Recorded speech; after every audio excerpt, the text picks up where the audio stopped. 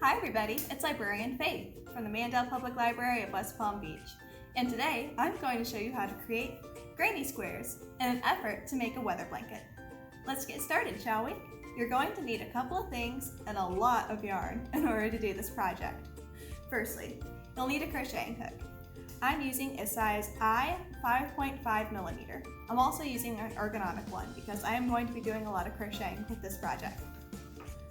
I'll need a pair of scissors. I'm using my cute little stork pair of scissors because they're extra sharp and they get into good and tight places. And you're also going to be needing a lot of yarn. I've already purchased well over a dozen skeins of yarn for this project.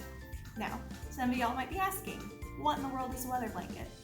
Well, it is a visual representation of the weather you've experienced in your hometown for that year. So, this is the first 18 days of January. As you can see, it's mostly blue and green because it was mostly in the 60s and 70s. Now, your weather blanket will depend a lot based on where you live. Since we live in West Palm Beach, I'm not really accounting for us going into the 40s. The 50s is the lowest I have a color for. If we do somehow end up going into the 40s, I'll buy a lavender skein, but I'm using this very light blue for the 50-degree mark. If we're in the 60s, I'm using this teal. If we're in the 70s, I'm using this lime. And if we're in the 80s, I'm using yellow, orange for the 90s, red for the hundreds, and fuchsia for the 100 and teens. I'm really hoping I don't have to use fuchsia this year, but I have a feeling it's going to pop up occasionally in August. And then, because I like being a little bit extra and doing a little bit too much, I'm also including this extra line of a different color around the temperature color.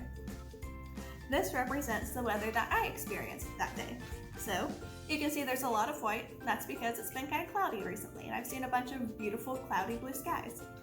The yellow is if I didn't see any clouds and it was just nice, bright and sunny. And this one was for when it rained. You can see I have a nice mottled kind of blue and gray color scheme. I also bought a dark and light blue color range for whenever it floods.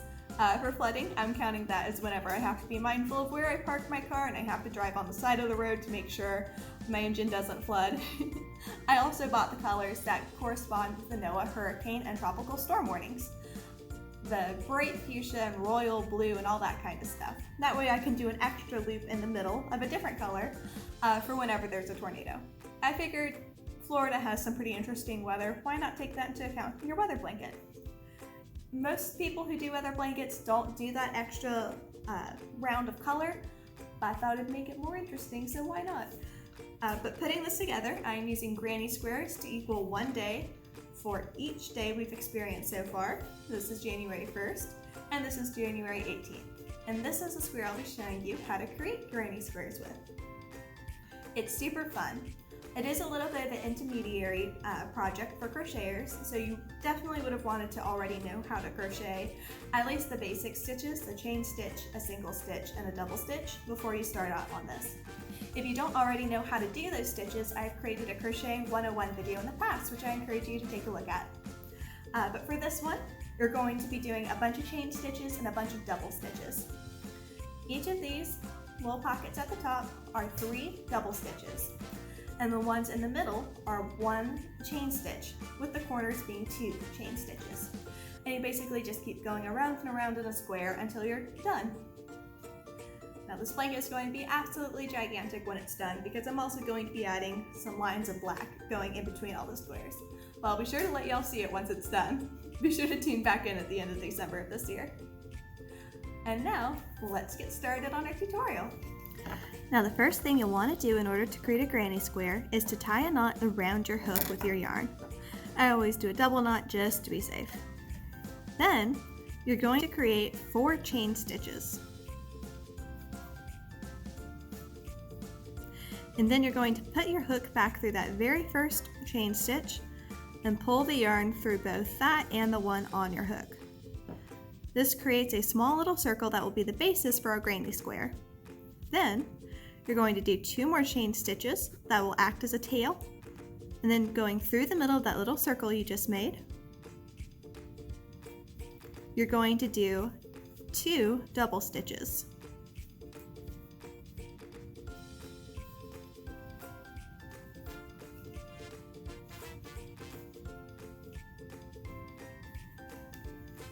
And then you're going to do 2 chain stitches and then 3 double stitches. The tail that we did on that first part acts as an extra double stitch. But the basis for a granny square is a bunch of double stitches and chain stitches over and over and over again.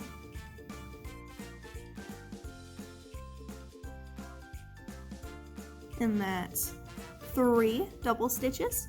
So then we'll go ahead and do 2 more chain stitches and 3 more double stitches.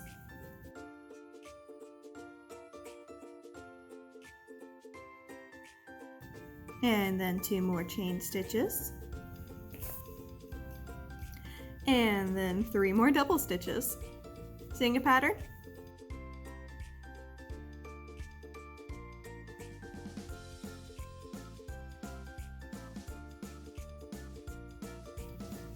Okay, now we do 2 more chain stitches. We're going to put our hook through the very top chain stitch, making sure we get both of those pieces of yarn over our needle.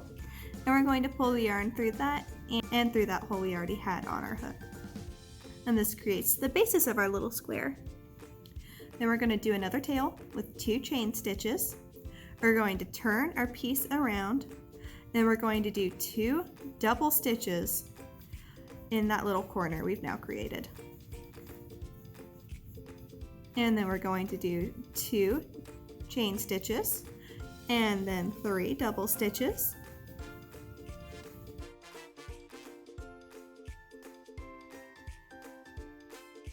And then we're just going to do 1 chain stitch. We always do 2 chain stitches when we're creating a corner and 1 chain stitch when we're in between corners. Now we're going to go over to the next one, and we're going to do those 3 double stitches, 2 chain stitches, and 3 double stitches.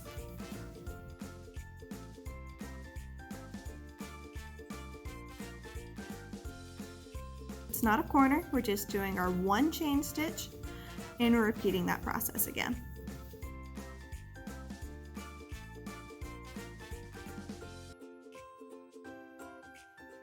And 1 chain stitch. Now we're going to take our hook and we're going to pierce it through the top chain stitch of our little tail, pull it through that and the single stitch we just made, and we're going to make another tail, 2 chain stitches. You can already see how it's starting to take a square shape with its corners and straight edges. Now that we have our tail, we're going to turn it over again. And we're going to do 2 more double stitches.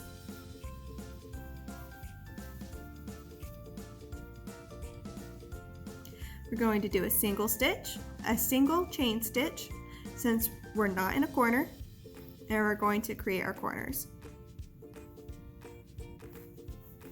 with our 3 double stitches, 2 chain stitches, and 3 double stitches.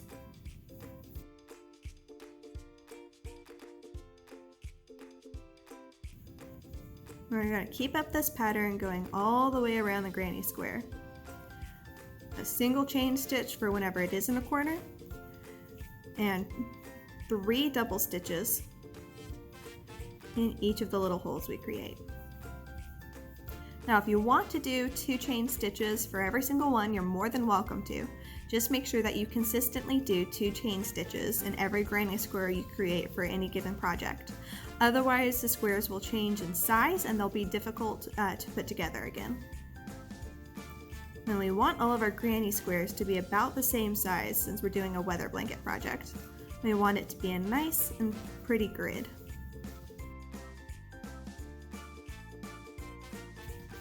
Another tip for creating a weather blanket, make sure you save which colors you use for which temperature. For instance, this is technically called a jade in the Super Saver Red Heart yarn. But you wouldn't necessarily think of this as jade. I see this more as teal. But jade is what it's called, and I want to make sure if I run out of yarn for the 60 degrees color that I can purchase more of the exact same color so it doesn't look odd. Also, forgive the state of my hands. My kitten got in a few good sneak attacks this weekend, and they haven't quite healed up in time.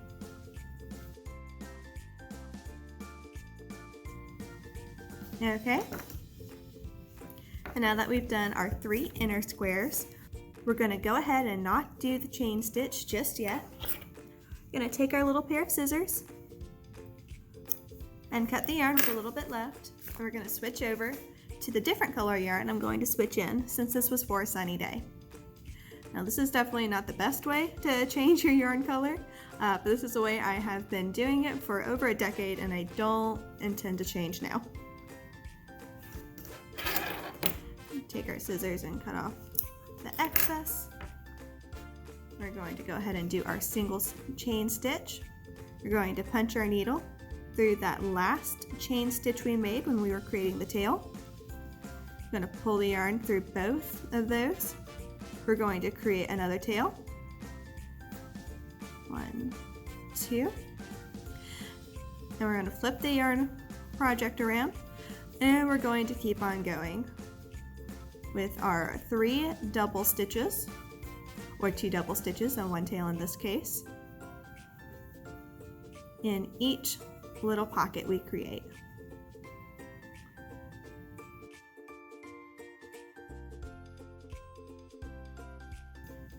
And we're going to continue on with that pattern. 3 double stitches in each pocket, 1 chain stitch for any sides, and 2 chain stitches for the corners.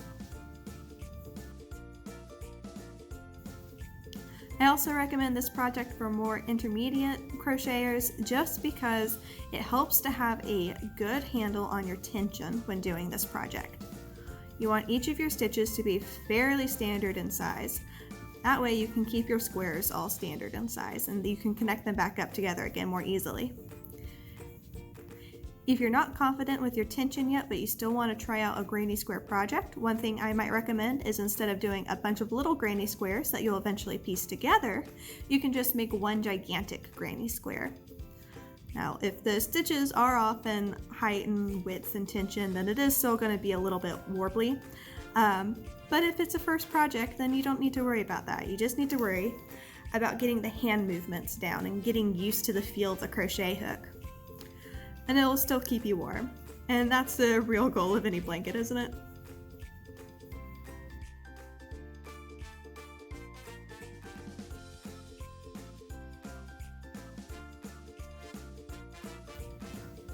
And now that we have our last chain stitch, we're going to go ahead and pierce it through the top of the tail, pulling the yarn through both loops. I'm going to make a big circle with it. Trim the yarn and pull the yarn tight through the loop, making a knot and trimming it close. Also trim off this piece. And there you go, we have a nice and square granny square. I hope you enjoyed this tutorial.